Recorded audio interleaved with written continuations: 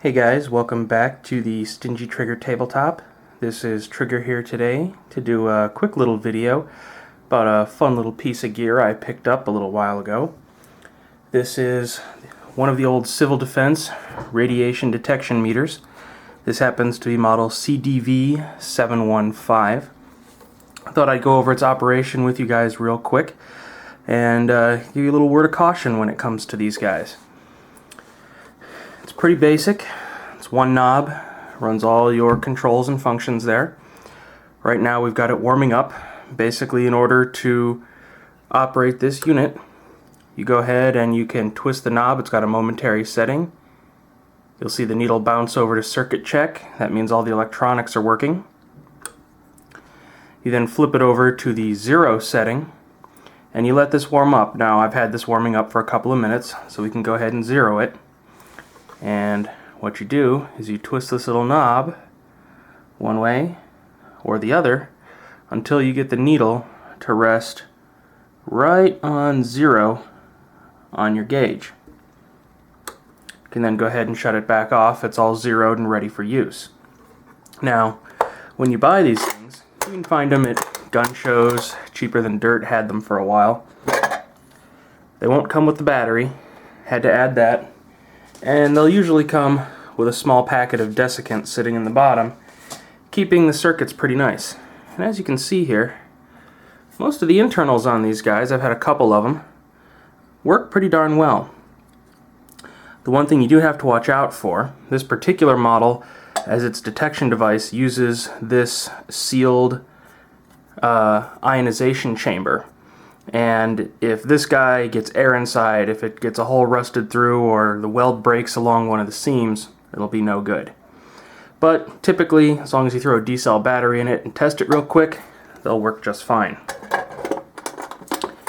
So you go ahead and you throw your battery in, lock down the case. Once you're all zeroed in, you're ready to start detecting for radiation. Now, there's a number of settings. Basically, this meter is actually a high-dose meter, and as I said before, I'd come back to the readings on this. This is the kind of thing that you'd use after a nuclear event, after something really bad happened. Basically, you can calibrate this, and it'll give you a reading up to 500 Rontgen per hour, which, to give you an idea of how much that is, the roof of the Chernobyl nuclear power plant, where all the radioactive material was blown when reactor number 4 went up, that was reading in about the 100 to 200 Rontgen per hour range, which is, you know, a few seconds worth of exposure time to be safe. So if you're reading 500 Rontgens per hour somewhere, go find a hospital or a funeral home. But seriously though, once you're up and running, you can select what range that you want to be measuring in.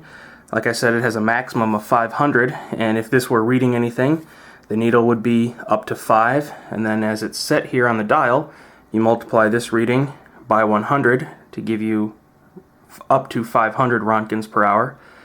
On the lower end, you can read up to 50 Rontgens per hour, up to 5 Rontgens per hour, and from 0 to 0.5 Rontgens per hour. Now, you'll notice it's not reading anything. Well, that's because this particular machine here, as I said, uses an ionization chamber that only detects gamma radiation.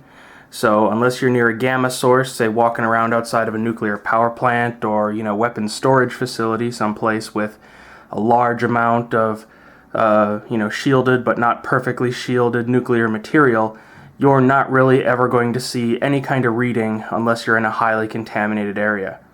So these particular things don't exactly do you a whole heck of a lot of good if you just want, you know, a meter to play around, if you want to see if there's any radiation in your basement, or, you know, you want to do a science demonstration for kids, say putting it up next to a uranium glass bowl, or, you know, by the element in a smoke detector. Not going to actually pick up anything. In fact, it's pretty much, just bobbling around because there's nothing going on here, based on how I'm holding it. There's really just no radiation to speak of, certainly not gamma radiation sitting here in my apartment. And like I said, these are being sold from a variety of locations. Cheaperthandirt had them for about 20 bucks. Typically you can pick them up, government surplus, gun shows, etc., in the $10 to $20 range. You know, and I mean, for a fun thing, something to stick on your shelf in your man cave, you know, something to scare the kids with at Halloween or the in-laws, sure, you know, 10, 20 bucks is worth it. But unless you're foreseeing some kind of major nuclear disaster on the level of, you know, Chernobyl contamination or huge amounts of fallout from nuclear war, honestly, you'll probably never get a reading on one of these units. Now, this was only one of part of the entire radiation detection kit that was produced by the Civil Defense Department. This was the high-level dosimeter checker. They had a standard handheld Geiger counter. They had a Geiger counter with a lead that you could spool out. You had a Geiger counter where you could put the sensing instrument outside your domicile, put the readout instrument inside, and it would connect through a small wire. They had low dose, high dose, you know, different types. As those of you who've taken some chemistry know, there's alpha, beta, and gamma radiation in addition to X-rays and other things. And different detectors were used for different things. This one in particular, as I said, is used for gamma, but so they had an entire kit that went together. 4 or 5 different readers, some test pads for contamination, you know, iodine tablets, and so on and so forth, you know, ThyroSafe, that kind of stuff. But for a fun little gizmo, fun little present, I gave one of these to my father for Christmas. He's a big Cold War buff, and he loves having his radiation detector around to scan over my mom's food before dinner in order to drive her absolutely nuts. So, fun little piece of gear, not horribly useful, but a good conversation piece nonetheless. As always, thanks for watching. Please subscribe for more fun gun and project videos, and remember, we're just a couple of city slickers working this out as we go along. Thanks for watching.